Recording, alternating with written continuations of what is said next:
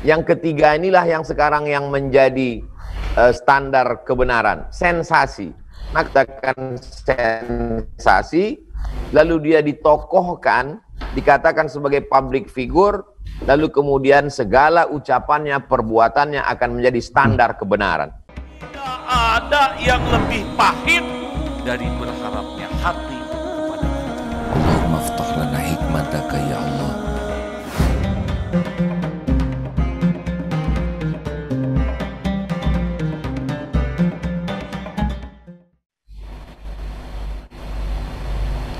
Kebenaran itu sekarang diberikan definisi oleh orang.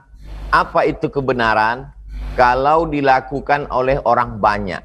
Walaupun dia salah, tapi kalau dilakukan orang banyak, setiap hari masif, viral, maka dianggap benar. Yang kedua, kebenaran adalah sesuatu yang dilakukan oleh orang yang dianggap sebagai tokoh masyarakat atau dianggap sebagai public figure, maka apapun yang dia lakukan akan dianggap sebagai sebuah kebenaran. Yang ketiga adalah kebenaran itu kalau dilakukan oleh orang yang punya kelebihan kekuasaan, kelebihan harta, kelebihan popularitas. Sedangkan celakanya lagi, popularitas itu juga didasari pada tiga. Yang pertama karena prestasi, yang kedua karena keturunan, yang ketiga karena sensasi.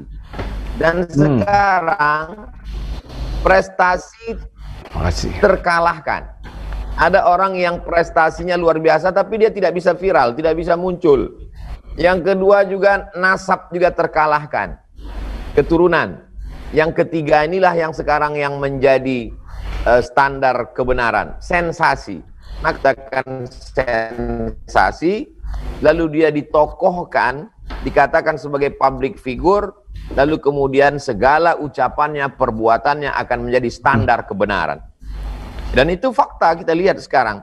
Maka kalau kajian-kajian yang meluruskan standar, yang saya maksud standar itu begini, standar jauh itu kilometer, standar berat itu kilogram, standar panjang itu meter.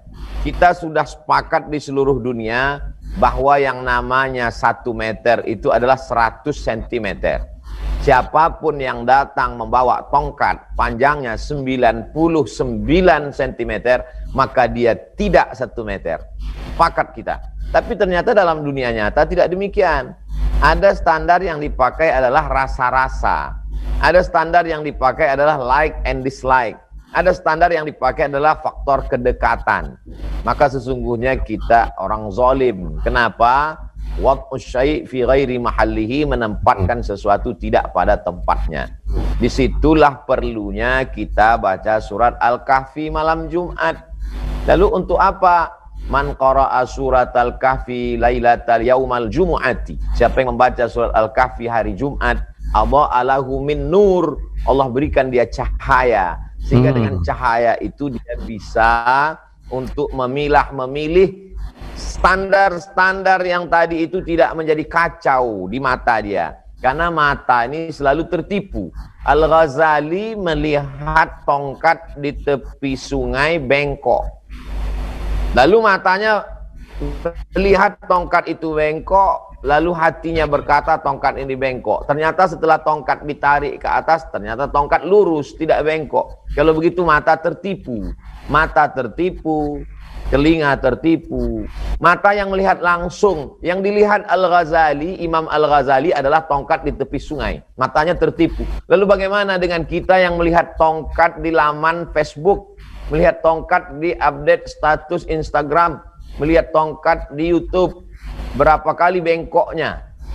Semuanya serba tipuan, semuanya serba make up, semuanya serba pencitraan. Maka disitulah perlunya ada orang-orang yang membimbing kita, sehingga kita tidak lagi menentukan pilihan hanya berdasarkan hawa nafsu, lalu kemudian menjadi orang-orang yang tertipu.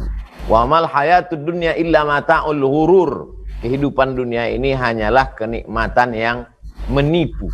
Dan banyak orang-orang yang tertipu. Jadi di akhir zaman ini jangan sampai kita menjadi orang-orang yang tertipu dengan berbagai macam yang kita lihat, karena orang yang demikian. Masya Allah, kawan-kawan sekalian, jadi yang bisa kita amalkan ya, kita harus mulai waspada bahwa hak dan batil ini pada akhir zaman ya seperti inilah keadaannya, semakin serba diremang-remang dan terbalik. Salah satu solusi yang disampaikan oleh Ustadz adalah teruslah menerus cari ilmunya, sehingga kita betul-betul memahami yang benar, standar benar itu seperti apa, bukan standar semu. Kemudian bacalah doa, karena doa itu adalah bagian yang paling disukai Allah dan bisa merubah takdir.